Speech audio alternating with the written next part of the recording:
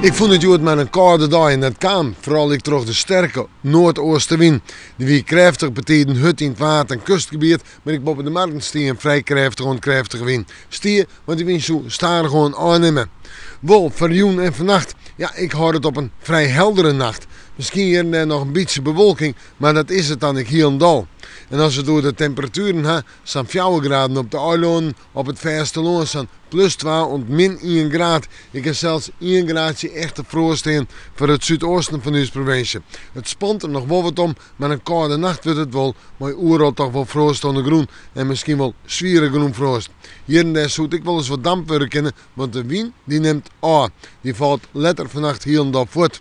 En dan morgen, ja, een dag met flink wat zinnen, een protte zinnen. Letter boven wat meer bewolking, maar die zinnen had de oerhoorn. En dan kunnen we er best op uit. Temperaturen zouden bij de 10 graden heen en de wind die is er haast net. Die komt uit richting tussen noord en zuid. Nou, steeds maar meestentijds toch aardig noordoost. En die is zwak, op zijn heekstmatig krijgt 1 ontreien.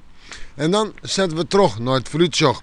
Een manje mooi nog wel droeg waar, een protte bewolking, misschien eerst nog eens even wat zinnen. En die zinnen dan vooral in de maandtijd.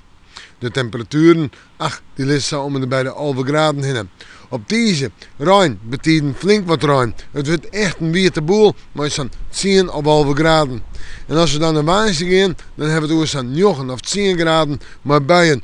Pittige buien en weer een protte wetter. Het wordt tak een beetje een witte weekend. En we moeten manje maar wel even in het Waasje.